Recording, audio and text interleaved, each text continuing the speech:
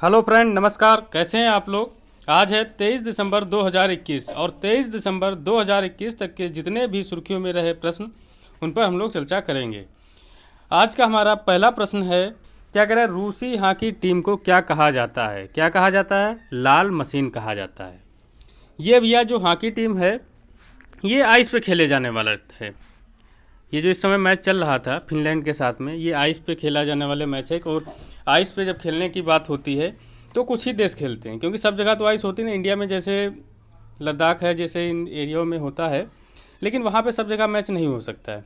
लेकिन ये जैसे जो कुछ देश हैं, चाहे फिनलैंड है, कनाडा है, यूएसए है, रूस है, यहाँ पर हॉकी आइस मैच होते हैं।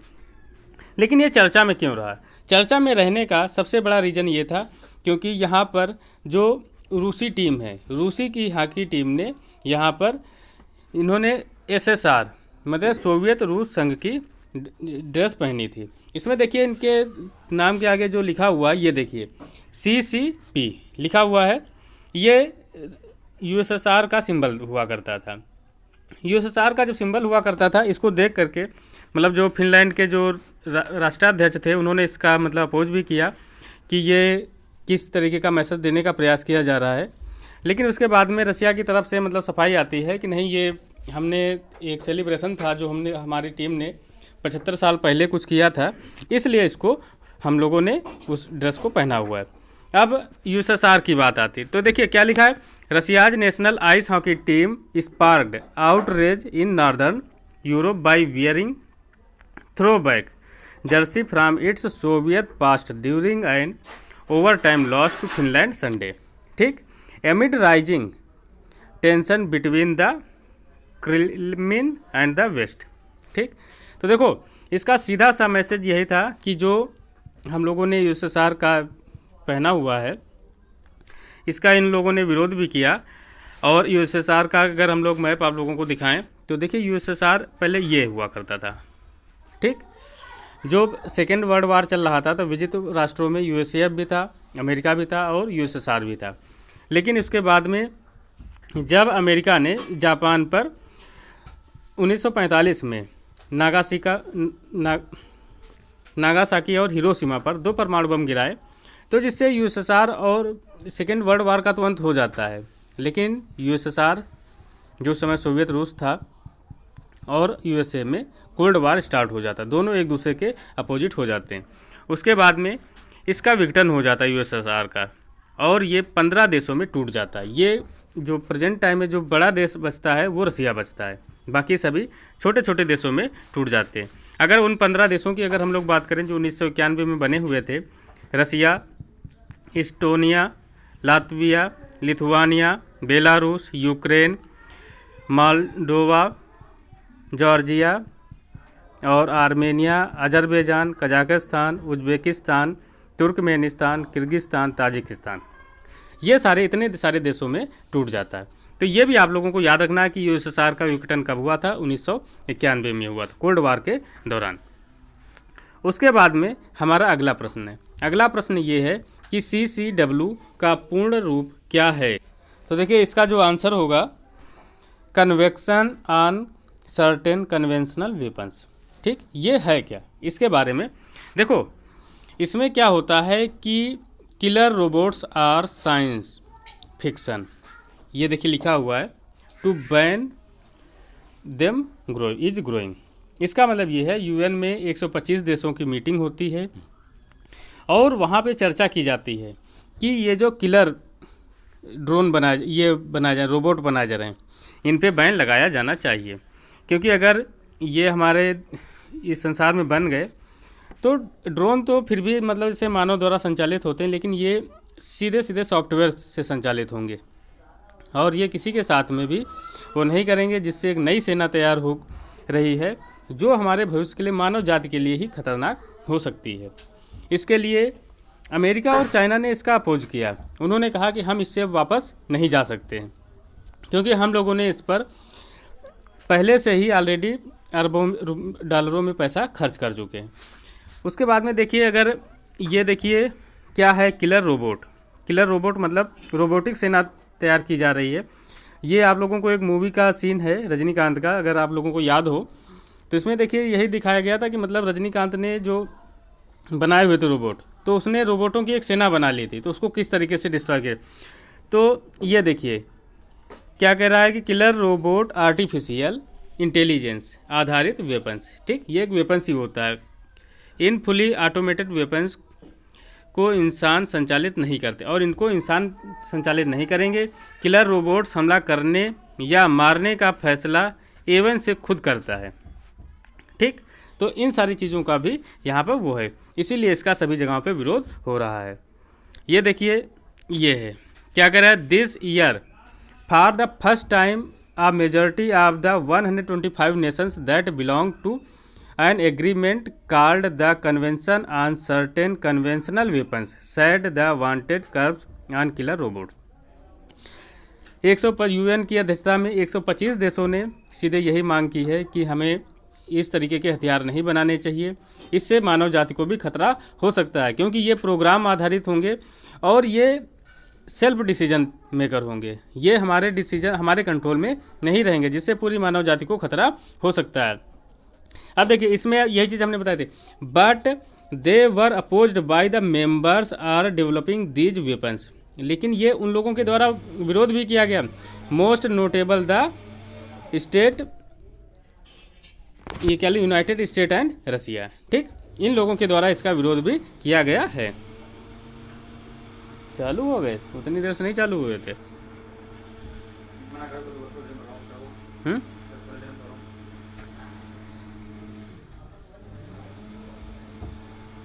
चलो हम ही रोके हुए हैं भैया, क्या करें।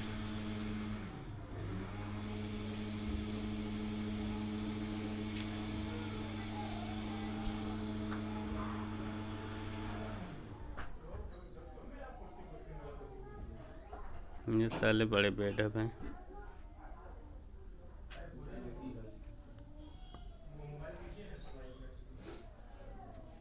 पूछ लेते हैं।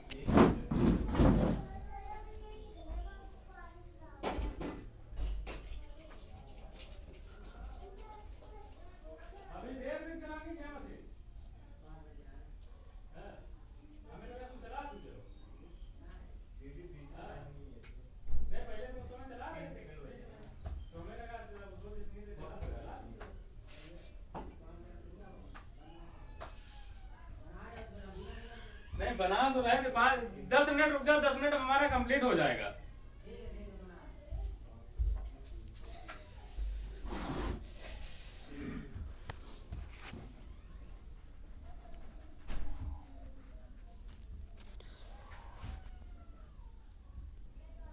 उसके बाद में हमारा अगला प्रश्न है, बेलगावी सीमा विवाद कर्नाटक और किस राज्य के बीच में, किस राज्य के बीच में भैया, महाराष्ट्र के बीच में, महाराष्ट्र के बीच में है। तो देखिए इसका हम लोग मैप दिखा देते हैं, ये ऊपर महाराष्ट्र है, ठीक, और ये नीचे कर्नाटका है, और ये साइड में छोटा सा गोवा है। ये जो बेलगाम है, ये जो है ये बिल्कुल महाराष्ट्र के बॉर्डर पर है और कर्नाटक के, इस समय कर्नाटक राज्य का हिस्सा है। लेकिन यहाँ पर क्या है कि यहाँ पे जो लोग रहते हैं वो मराठी बोलते हैं, इसलिए इन लोगों का डिमांड रहता है हमेशा कि हमको महाराष्ट्र में शामिल किया जाए, और महाराष्ट्र की भी हमेशा यही मांग रहती है। इसका मामला सुप्रीम कोर्ट में भी चल रहा है। अच्छा, जब ये बात आई है तो भाषा के आधार पर ये लोग महाराष्ट्र में मिलना चाहते हैं, ठीक। अच्छा, भाषा के आधार पर गठित होने वाला पहला राज्य कौन सा है? आंध्र प्रदेश है। कब बना था? 1956 में बना था। और आंध्र प्रदेश से ही अलग होकर के कौन सा राज्य बना है? तेलंगाना बना है। तेलंगाना कब अलग हुआ है? 2 जून 2014 को, ठीक। उसके बाद में हमारा अगला प्रश्न कह रहा है, भारत में किस वर्ष तक मजदूरी, सामाजिक सुरक्षा, औद्योगिक संबंध और व्यावसायिक सुरक्षा पर 4 नए श्रम संहिता लागू करने पर विचार होने की संभावना है? कब? 2022 तक। देखिए इसमें क्या होगा, इसमें 4 डेज वर्क 3 डेज ऑफ, इसमें यह विचार किया जा रहा है कि भारत में भी अब कंपनियों में सिर्फ 4 दिनों तक ही काम होगा और 3 डेज ऑफ होगा। देखिए ये इंडिया लेबर कोड में transform office culture if past, ठीक। इसके बारे में पहले से मतलब चर्चा चल रही थी। जैसे अभी आप लोगों को पता होगा यूएई में कितने दिन वर्क होता है? 4.5 दिन होता है। ठीक, अब इस तरीके का इंडिया में भी चलने वाला है। अब देखिए, जब इस तरीके की चीज़ें हैं तो इसमें यहाँ पर ये भी है, लेकिन इसका मतलब ये नहीं कि 4 डेज वर्क हो गया तो उसके बाद फ्री हो गए। यहाँ पर एक टाइम लिमिट दी जाएगी कि आपको 48 आवर्स 1 वीक में 48 घंटे वर्क करना है। वो आप 4 दिन में कंप्लीट करते हैं या 4.5 दिन में, ये इस चीज़ों का भी वो रहेगा। उसके बाद में हमारा अगला प्रश्न भैया है, श्रीलंकाई नौसेना द्वारा 55 मछुआरों को पकड़ने, नावों को जब्त करने के बाद किस राज्य के सीएम ने केंद्र से कार्रवाई का आग्रह किया है? तो किस राज्य के भैया? तमिलनाडु, क्योंकि तमिलनाडु की सीमा श्रीलंका के साथ मैच करती है। ठीक, जब श्रीलंका, ये देखिए, ये हमारा है श्रीलंका और ये तमिलनाडु का हिस्सा है। अच्छा, भारत और श्रीलंका के बीच में एक स्ट्रेट है, उसको क्या बोलते हैं? पाक जल स्ट्रेट। देखिए यहाँ पर क्या होता है, ये जैसे जाफना हो गया और ये छोटे छोटे जो आइलैंड हैं, यहाँ से भारत के मछुआरे यहाँ पर जाते हैं मछलियाँ पकड़ने के लिए अपनी बोटों के साथ में, और यहाँ पे मछलियों को सुखाते हैं जाकर के, नेट फैलाते हैं जाकर के। और यहाँ ये चूँकि कहाँ का एरिया पड़ जाता है भैया? ये श्रीलंका का एरिया पड़ जाता है, इसलिए यहाँ के सैनिक इनको पकड़ लेते हैं और इनकी नावों को जब्त कर लेते हैं। इसलिए तमिलनाडु के मुख्यमंत्री ने केंद्र सरकार से आग्रह किया कि इसके लिए कुछ किया जाए। उसके बाद में हमारा अगला प्रश्न ये है, हाल ही में किसने BBC sports personality of the year का पुरस्कार जीता है? तो किसने जीता भैया? एम्मा रादुकानु ने जीता। अच्छा, एम्मा रादुकानु ने जीता हुआ है, तो ये किससे संबंधित हैं? टेनिस से। किसकी प्लेयर हैं? टेनिस की प्लेयर हैं। अच्छा, ये रहने वाली कहाँ की हैं? यूके की। जब यूके की हैं तो अच्छा, हम लोग जब टेनिस की बात आ रही तो हम लोग कुछ ओपन की, US ओपन मेंस का डेनियल मेदवेव ने जीता। ये कहाँ के हैं? डेनियल मेदवेव रूस के हैं। ठीक, अच्छा, टीम ऑफ द ईयर किसे घोषित किया गया है? ये भी एक मोस्ट इंपॉर्टेंट प्रश्न है। Team of the year Britain की फुटबॉल टीम को। ठीक, ये भी आप लोगों को याद रखना है। अच्छा, वुमेन में हम लोग बात कर लेते हैं, ऑस्ट्रेलियन ओपन किसने जीता है भैया? नाओमी ओसाका ने। ये आप लोगों को बहुत इंपॉर्टेंट है, ये अक्सर आते रहते हैं प्रश्न। ऑस्ट्रेलियन ओपन को किसने जीता है? Naomi Osaka. ये कहाँ की रहने वाली? जापान की रहने वाली है। फ्रेंच ओपन बारबोरी क्रासिकोवा, ये कहाँ की है? चेक गणराज्य की। ठीक, इसको भी आप लोगों को याद रखना है। उसके आगे विंबलडन को किसने जीता? Ashleigh Barty. ये कहाँ की रहने वाली हैं? ऑस्ट्रेलिया की। अच्छा, Laureus sportsman of the year किसे दिया गया? हमने प्रश्न हमारा एक बार फिर से सुन लीजिए। Laureus sportsman of the year किसे मिला है? Rafael Nadal. अच्छा, राफेल नडाल हैं कहाँ की? स्पेन के हैं। खेलते क्या हैं? टेनिस। अच्छा, women of the year Naomi Osaka. Women of the year Naomi Osaka. उसके बाद में हमारा अगला प्रश्न हमारा है, हाल ही में किसे प्रतिष्ठित गोल्डन पीकॉक प्रबंधन पुरस्कार 2021 से सम्मानित किया गया? तो किसे किया गया? सेल को। सेल के लिए दिया गया है। तो देखिए, SAIL received prestigious golden peacock environment management award 2021, ये भी अब वो अवार्ड है। उसके बाद में हमारा अगला प्रश्न है, महानदी पर किस राज्य के सबसे लंबे पुल का उद्घाटन किया गया? तो कहाँ किया गया भैया? उड़ीसा में। उड़ीसा के मुख्यमंत्री कौन है? नवीन पटनायक जी ने इसका उद्घाटन किया हुआ है। और इस पुल को टी सेतु पुल भी कहा जाता है, क्योंकि इसके जो आकार है वो टी सेतु का है। इस पुल की लंबाई कितनी है? 3.4 किलोमीटर लंबा पुल है। ये उड़ीसा का सबसे लंबा पुल है। अच्छा, महानदी की बात आती, महानदी पर एक बांध बना हुआ है। कौन सा बना हुआ? हीराकुंड बांध। अच्छा, राष्ट्रीय चावल अनुसंधान केंद्र, जब उड़ीसा की बात चली रही है तो राष्ट्रीय चावल अनुसंधान केंद्र कहाँ है? कटक में है। और कटक कहाँ है? उड़ीसा में है। अच्छा, कोणार्क का सूर्य मंदिर ये कहाँ है? कटक में है, उड़ीसा में है। अच्छा, जब कोणार्क का सूर्य मंदिर आपका उड़ीसा में है तो सूर्य मंदिर को और किस नाम से जाना जाता है? किस नाम से जाना जाता है? Black pagoda. ठीक, अच्छा, इसको किस वंश ने बनवाया था? गंग वंश ने बनवाया था। किस शासक ने बनवाया था? नरसिंह देव प्रथम ने बनवाया था। ठीक, ये सारे प्रश्न भी आप लोगों को याद रखने हैं। उसके बाद में Puri first drink fall tape शहर बना हुआ है, कि मतलब पाइप से जल का पहला शहर कौन बना है? पुरी बना हुआ। अच्छा, हॉकी का सबसे बड़ा स्टेडियम कहाँ पे बन रहा है? राउरकेला में ये, और इस स्टेडियम का नाम क्या है? बिरसा मुंडा स्टेडियम। ठीक, तो उसके बाद में हमारा अगला प्रश्न, ये सारे पॉइंट जितने भी हमने बोले हैं ये सारे पॉइंट आप लोग रिवीजन कर लेना। उसके बाद में हमारा अगला प्रश्न है, GACL और GAIL ने किस राज्य में बायोएथेनॉल संयंत्र स्थापित करने का निर्णय लिया? तो कहाँ किया भैया? गुजरात में किया। अब देखिए क्या करें, Gujarat alkalis and chemicals limited और गेल लिमिटेड ने गुजरात में 500 किलो लीटर प्रतिदिन की उत्पादन क्षमता के साथ बायोएथेनॉल संयंत्र स्थापित करने का एक समझौता ज्ञापन पर हस्ताक्षर किया है। उसके बाद में हमारा अगला प्रश्न है, विविधता में एकता का सम्मान करने के लिए किस दिन विश्व स्तर पर अंतर्राष्ट्रीय मानवता एकता दिवस मनाया जाता है? मानव एकता दिवस मनाया जाता है। कब मनाया जाता है भैया? 20 दिसंबर को। देखिए, जब 20 दिसंबर को मनाया जाता है तो ये देखिए लिखा हुआ है, the international human solidarity day was observed globally on December 20 to honour unity in diversity. तो ये भी आप लोगों को याद रखना है। उसके बाद में हमारा अगला प्रश्न क्या कह रहा है, आधारभूत साक्षरता और संख्यात्मकता सूचकांक पर किस राज्य को सर्वोच्च सम्मान मिला है? तो किसे मिला भैया? पश्चिम बंगाल को सम्मान मिला है। ये आप लोगों को याद रखना है। उसके बाद में हमारा अगला प्रश्न कह रहा है, हाल ही में किस राज्य सरकार को ढांचागत परियोजनाओं और शासन के लिए सबसे बेहतर छोटे राज्य के रूप में चुना गया? तो किसे भैया चुना गया? अरुणाचल प्रदेश को। अरुणाचल प्रदेश को चुना गया। तो अरुणाचल प्रदेश के मुख्यमंत्री कौन है भैया? पेमा खांडू। ये भी आप लोगों को याद रखना है।